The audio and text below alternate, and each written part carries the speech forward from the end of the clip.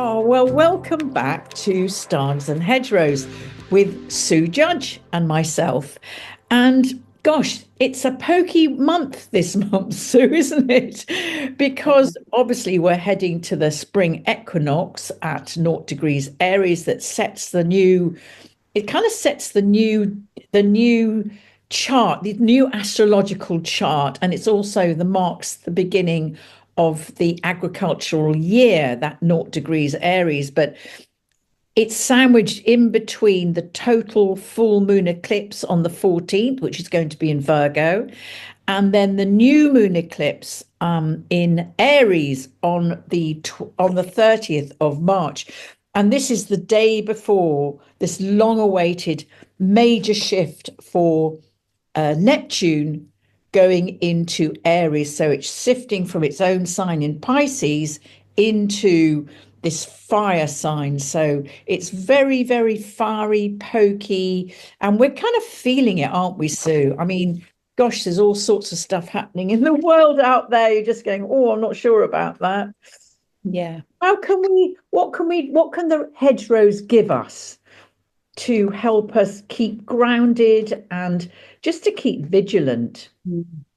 I think we're definitely coming out of the wintering time now, aren't we? And spring is very much here, and it brings that real abundant energy and potent, as you said. Like there's so much emerging now, and with such force Yes. everywhere you look.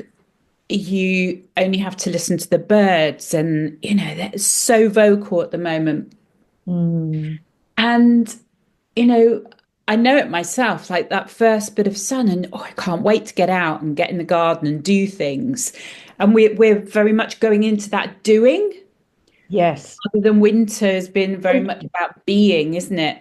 Yeah. I think you're right. We do need to ground ourselves, because the temptation is to get carried away, and Yeah. we're getting swept up in that really fast energy.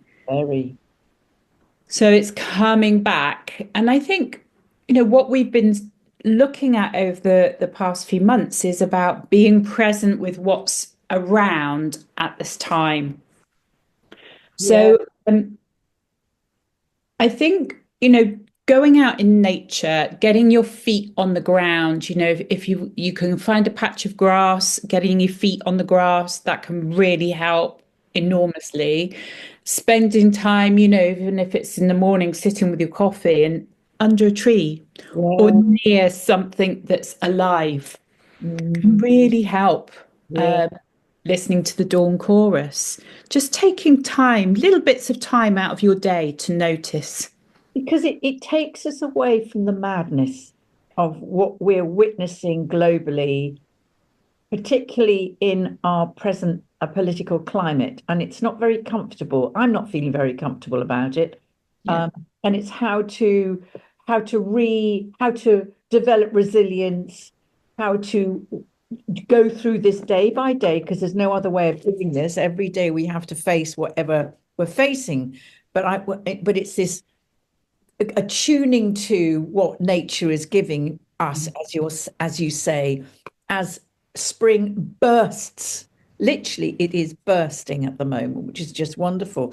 So we've got a few beautiful things to show people, haven't we? So Yeah. do you want to start with Bramble? Because I loved what you were telling me. Okay. So we're all familiar with bramble or blackberry.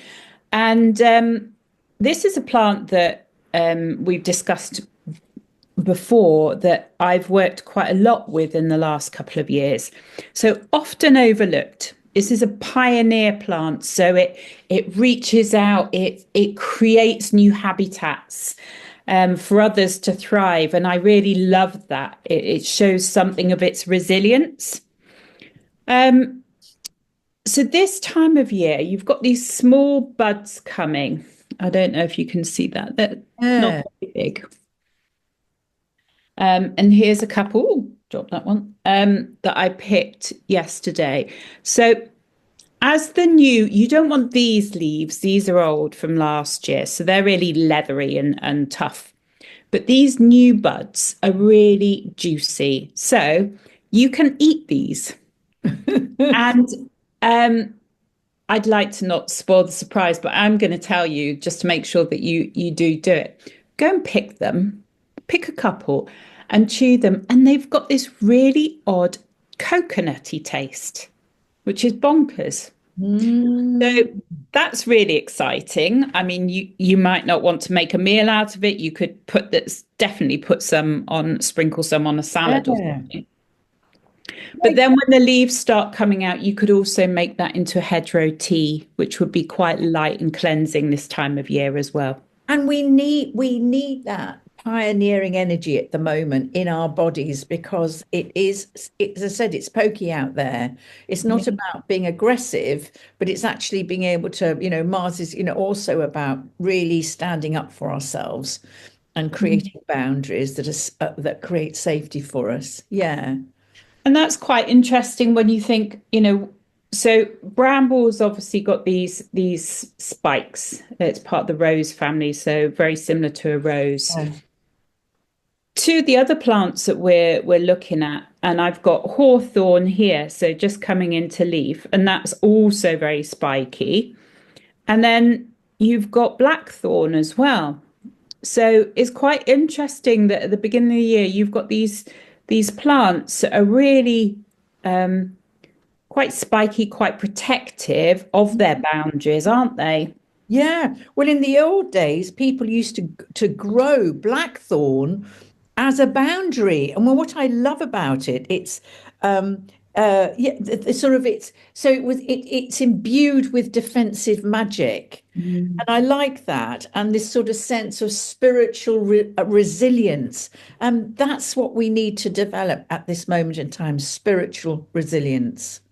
Yeah, definitely. So get it in your house, pick it, put it into obviously you always ask the plant, the tree permission first, but it's so pretty in a jug. In Blackthorn is beautiful, Yeah. and the way to tell the difference is so hawthorn will have the leaves first, Yes. blackthorn will have the flowers, little tiny white flowers, and the whole bush will be completely covered in them. And very, very pretty, but it hides the thorns underneath. And these thorns, you don't want to get pricked by it because it often goes septic Mm. or infected. So, which is another reason why it's so protective. So, blackthorn flowers first, and blackthorn provides us with sloes in the autumn. Yeah, Sloe gin. yeah, there you go. Thorn, we'll probably see the flowers for that a little bit closer to Beltane. Yes. But Yes. these leaves are Pretty. again are Oh, really soft and tender. yeah. You can eat them. They used to refer to this as bread and cheese. I don't know. Have you heard that? Know that. So you can eat them. You could put them in with your bramble leaf into a tea. Hawthorn is used as a herbal remedy for heart. Ah, So not just emotional, but also physical heart health. So be careful, only have a cup yeah. of tea. Yeah. Um, And just check that's with the quite doctor. interesting. Just be careful with that. But Yeah. that's lovely if that's building the heart energy. Yeah. Mm. And, that sense of, broken heart or, like you say, the anxiety of what's going on in the world. So it's quite nice Mm. to come into that heart energy and feel that you're restoring it a little bit. Absolutely. Yeah, so there's a lot of protective energy, isn't there? Because we're going to talk about wild garlic as well. Do you want to say something about that? Yeah, so I love wild garlic, Me and too. we're very lucky to live in an area where it grows abundantly. So this is wild garlic. This is quite a small leaf, and the veins run all the way up to the top. So it can grow longer than this. So I've got two little leaves there. If in doubt, break it, have a smell. It smells of garlic. It's isn't it wonderful when you go for a walk at this time of year and that powerful, potent smell just goes, and you go, oh my God, it's wild garlic time. Yeah, definitely. Love that. Ideally, if you can pick it before it flowers, Yes. it's a little bit more palatable then.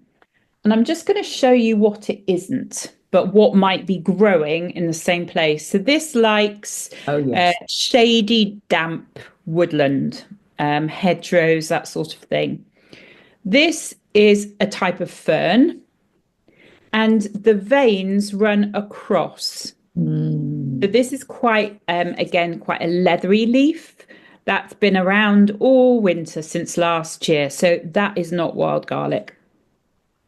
And the very important one to know is this isn't Oh, wild yes. garlic. So this is what's often referred to as lords and ladies. And again, the veins you can see It's a are different very different. shaped leaf, isn't it? Yeah, Completely it's different more shape leaf. heart shaped. Yeah. And often you have these spots, these dark spots on it. So Not eaten. not to be Not eaten. to be eaten, no. But what I like about, again, about this sort of, isn't it amazing how nature gives us what we need Yeah. as the seasons unfold? What I love about um, wild garlic is it was used as a guard against the plague. I think it was the stink of it, actually. Again, it's attuned to Mars, so it's quite a pokey energy with it. But it was dedicated to Hecate. And Hecate was the goddess of magic and spells and the moon and the night, but most of all, crossroads. Hecate stood in the crossroads. So they used to build shrines to her at crossroads. And do you know what, Sue? I really feel we're at a crossroads as Yeah. humanity is at a crossroads. So I think wild garlic is incredibly symbolic, and Hecate is incredibly symbolic for us right now. And from a health perspective, garlic itself is very antibacterial, antimicrobial. So the potency of these young leaves, anything young, like we said, it's got so much energy in it. From a vitamin and mineral point of view, they're potent. Mm. Anything that grows quickly like that is going to be really healthful. So it's definitely something to add into your diet. What I would do is make sure that maybe don't pick it straight next to the path if you've not Yes. been walking. Yeah, exactly. Pick And it not, from more yeah, than one place so you're not devastating yeah. a whole patch. And not next door to a main road Yeah, because, it's fumey there. yeah. So pick it, give the leaves a bit of a wash when you get home. And then, you're free to do whatever you want with it. So it might put it in a spag bowl. You might want to chop it up, mix it up with some butter, make some your own garlic butter, and that can keep in the fridge for quite a while. Or you could make your own pesto. Now, this is really delicious. So I grab, there's lots of recipes on the internet, but basically you want to grab a couple of handfuls of wild garlic, maybe the zest of a lemon, try and get the unwaxed lemons and squeeze in the juice. Mm. And then if you're not vegetarian, you could use Parmesan. Um, if you're vegan, you could use nutritional yeast just to give it that cheesy flavor. And then whether you wanted to put nuts in it, pine nuts, or you could put sunflower seeds, pumpkin seeds, whatever you've got really. Good amount of olive oil and some sea salt and whiz it up, and it's That's absolutely delicious. delicious. Yeah. So easy. Absolutely delicious. Yeah. And just don't, Brilliant. and just know that when you eat it, you're imbuing yourself with this sort of this sense of protection, and Mm. you're aligning with Hecate, and there's the concept that we're at the crossroads. So I love all of that. I think to Yeah, look at food that we're eating and ingesting as a much more than just a leaf.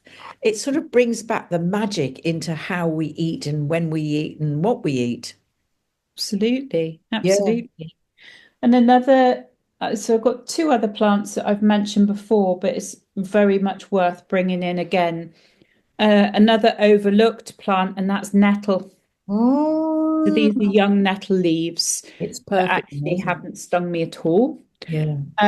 So these you can use in your cooking like spinach. Yeah. Really, really great. So you can add into soups or whatever you want.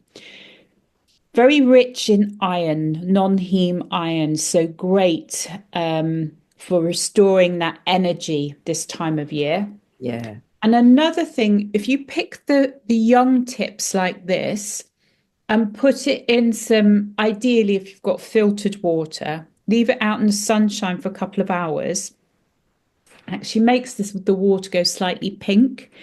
And it's like a natural lift that you get from it. So it's really nice. So nettle is often, not regarded by a gardener, but actually it's so Yes. powerful. Full of vitamin C. Yeah, iron. Fabulous. And when we get the seeds in the autumn, they're really good Oh, for the yes. adrenal gland. And Yeah. you can just sprinkle those on your food, Yeah. soup, salads. Absolutely fantastic. Yeah.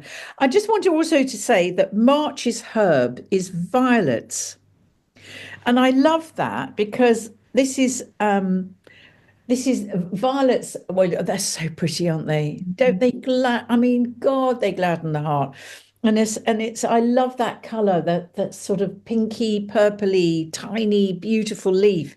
And they're dedicated to Venus, but they grant your wishes. And also, violets about calming tempers, and they can also induce sleep. And as I said, March is a pokey month for all sorts of reasons, and so is April going to be. So if you have some violets in the house and Yeah. just have them there, they may help to reduce stress and yeah, sort of calm the atmosphere, which a lot of us might need. Yeah, that's lovely. I didn't manage to get any violets, but I found got some primroses, Oh, and both violets and primroses are edible as well. So, if you were doing some baking or something, you could use them for decoration and you can eat them. And the story goes, if you eat primroses, you'll be able to see the fairy realm. And they have got a very subtle but rather beautiful flavor.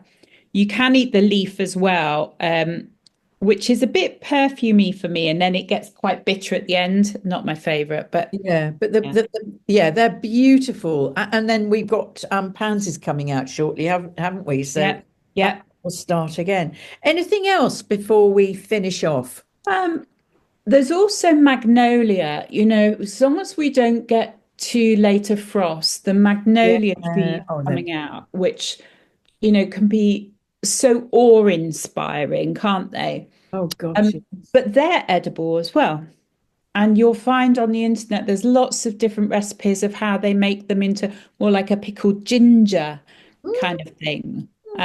But you can just get a bud. Don't decimate the tree, but a bud and just bite into it. It's quite Mm. an interesting thing to do.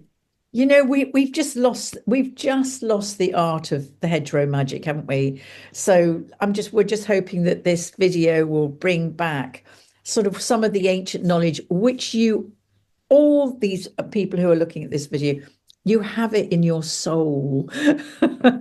So it's just a reminder, just to go out there and just be part of the cosmos and the hedgerows. They're talking to us all the time. And to be able to use this to help to bring us back into this state of balance, especially at equinox when we've got equal days of light and dark. Yes. And it can be so easy to be pulled into what next.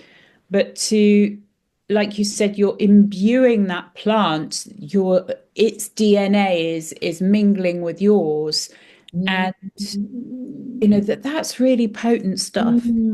Absolutely. Now, I just want to say you gave me this book and it's absolutely fantastic.